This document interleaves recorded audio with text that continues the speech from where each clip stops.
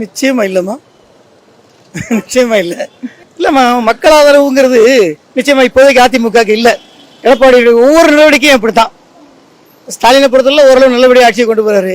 அவர் எல்லாத்தையும் மக்கள் கொள்கைகளுக்கு பூரா ஒரு காலத்தில் ஒத்துழைச்சாரு பிஜேபியோட. அதனால இப்போ வந்து பிஜேபியோட கூட்டு சேர்ந்துக்கிட்டு நான் ஜெயிச்சிருவேன்னு சொல்றதுலாம் ஒரு போலித்தான். அதில் எதுவும் நடக்க போறதில்லை, அவ்வளோதான். இல்லை, அவர் நிச்சயமா இப்போ பழனிசாமி தான், பழனிசாமி பன்னீர்செல்வம், அதில் எந்த சந்தேகம் கிடையாது. அவங்களுடைய பதவி ஆசனம் தான். 2 பேரும் சேர்ந்து கட்சியை அழிச்சிட்டாங்க, அவ்வளோதான். இனிமேல் அதை காப்பாற்றுறதுங்கிறது ரொம்ப கஷ்டம். இனிமேல் கொஞ்சம் கொஞ்சமாக கரைஞ்சிரும், அதான் உண்மை. அதிமுகவே கொஞ்சம் ஒரு சரியான நிலையில் தன்னுடைய பாதையிலேருந்து விலகி போயிடுச்சு. ஆரம்பத்தில் ஒரு நம்பிக்கை இருந்துச்சு எல்லாருக்கும், அதிமுக மேல ஒரு நம்பிக்கை இருந்துச்சு. இப்போ அப்படி இல்லை, அதிமுக தன்னுடைய பாதையை விட்டு இப்போ தடமாறி போயிடுச்சு.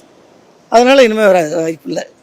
இல்லை, பாஜகவுடைய நிலைமையே அப்படித்தானமா இருக்குது. இந்த முருகன் மாநாடுன்னு போடுறாங்க, உண்மையான பக்தியில் போட்டாங்கன்னா பிரச்சனை இல்லை. முழுக்க முழுக்க அரசியலுக்காகத்தானே பயன்படுத்துகிறாங்க ஒவ்வொரு விஷயத்தையுமே. அமலாக்கத்துறையிலேருந்து வருமான வரித்துறையிலேருந்து ஒவ்வொரு அடுத்தவங்களை மிரட்டுறதுக்காகவும் ஒவ்வொரு விஷயங்களும் அரசியலுக்காகவே பார்க்குறாங்க. மக்களை பிரிக்கி பார்க்குறாங்க, மத ரீதியாக மொழி ரீதியாக பிரிக்கிறாங்க. இந்த மாதிரி தான் பார்க்குறாங்க. இதுவரை அவங்க என்ன நன்மை செஞ்சுருக்காங்க? ஒன்றும் கிடையாது. அதனால் ஒரு நல்ல அரசியல் தெரிஞ்சவங்களுக்கு பாஜக மேலே நிச்சயமாக நம்பிக்கை வராது, அதான் உண்மை.